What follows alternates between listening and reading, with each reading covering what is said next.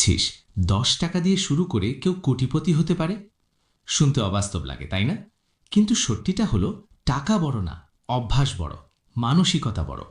আজকের ভিডিওতে আমি তোকে এমন একটা রোড ম্যাপ দেব, যেটা 16 থেকে 25 বছর বয়সে ফলো করলে 10 টাকা থেকেও তুই কোটি টাকার ফান্ড তৈরি করতে পারবি। আর না, এটা কোনো লটারি, ক্রিপ্টো স্ক্যাম বা এক রাতেই ধনী গল্প না। এটা ধীরে, বাস্তব, প্র্যাকটিক্যাল প্ল্যান। শেষ পর্যন্ত থাক, কারণ শেষের অংশে আমি বলবো কোন ভুলটা করলে তুই কখনো বড় টাকা জমাতে পারবি না। চ্যাপ্টার 1, 10 টাকা মানে কি? আমরা ছোট টাকাকে অপমান করি। 10 টাকা কিছুই না, কিন্তু সমস্যা এখানেই। ধর, তুই প্রতিদিন 10 টাকা বাঁচালিস, মাসে 300 টাকা, বছরে 3600 টাকা। এখন তুই বলবি এইটুকু দিয়ে কি হবে? আমি তোকে একটা কথা বলি, টাকা জমে না কারণ আয় কম, টাকা জমে না কারণ অভ্যাস নেই। বড় টাকা আসে ছোট ডিসিপ্লিন থেকে। চ্যাপ্টার 2, ছাত্র জীবনের বড় ভুল। আমাদের লাইফে 3টে জিনিস টাকা খেয়ে ফেলে। 1, হঠাৎ কেনাকাটা। 2, impulse food order.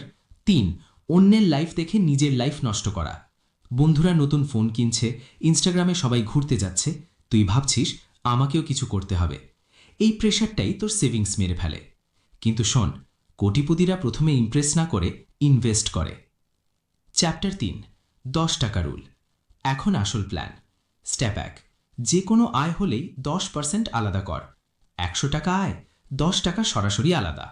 Part time income, gift মানি, সব জায়গায় একই রুল। এই টাকাকে খরচের টাকা ভাববি না, এটা তোর ফিউচার ফান্ড। প্রথম মাসে কম লাগবে, দ্বিতীয় মাসে অদ্ভুত লাগবে, তৃতীয় মাসে গর্ব লাগবে। এটাই মানসিক পরিবর্তন। চ্যাপ্টার 4, সেভিংস থেকে ইনভেস্টমেন্ট।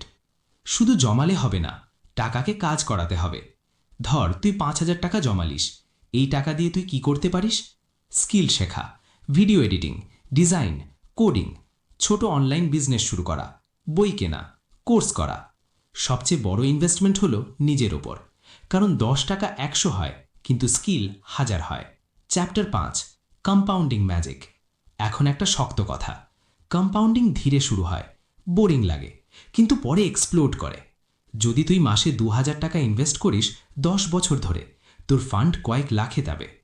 কিন্তু সমস্যা হলো, আমরা 10 দিনও কনসিস্টেন্ট থাকতে পারি না। স্কুলের pressure, exam stress, procrastination, burnout. তাই সিস্টেম বানাতে হবে, মোটিভেশন না। চ্যাপ্টার 6, সিস্টেম বানানোর 5 স্টেপ। 1, আলাদা ব্যাংক বা mobile wallet savings. 2, auto transfer set করা। 3, মাসিক বাজেট লেখা। 4, 30 দিনের নো ইম্পালস চ্যালেঞ্জ। 5, মাস শেষে নিজের সাথে রিভিউ করা। এটা ফ্যান্সি না, কিন্তু কাজ করে। চ্যাপ্টার 7, আয় বাড়ানোর রোডম্যাপ। কোটিপতি হতে শুধু সেভিংস না, আয়ও বাড়াতে হবে। 16 থেকে 18 বছর বয়সে ফ্রিল্যান্স শেখো, video editing, graphic design, content writing. 18 থেকে 22 বছর বয়সে ইন্টার্নশিপ, নেটওয়ার্কিং, স্কিল আপগ্রেড। 22 থেকে 25 বছর বয়সে মাল্টিপল ইনকাম সোর্স। একটা ইনকামে নির্ভর করলে তুই ভঙ্গুর হয়ে যাবি। চ্যাপ্টার 8, মানসিকতা শিফট। সবচেয়ে বড় জিনিস ধৈর্য। তুই যদি এখন 18 বছর বয়সী হস, তোর কাছে 10 থেকে 15 বছর সময় আছে।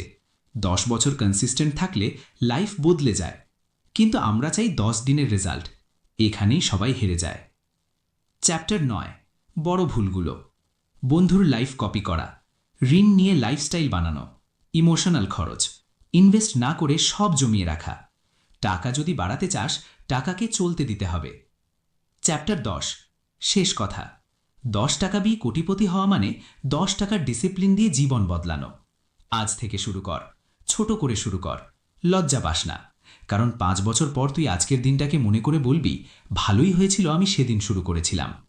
এখন একটা প্রশ্ন, তুই কি সত্যি সিরিয়াস, নাকি শুধু ভিডিও দেখে মোটিভেটেড হয়ে আবার আগের লাইফে ফিরে যাবি? কমেন্টে লিখ, আমি শুরু করেছি। আর যদি তুই সত্যি কনসিস্টেন্ট থাকতে চাস, এই ভিডিওটা সেভ করে রাখ, কারণ কোটিপতিরা একদিনে হয় না, ওরা প্রতিদিন একটু একটু করে তৈরি হয়।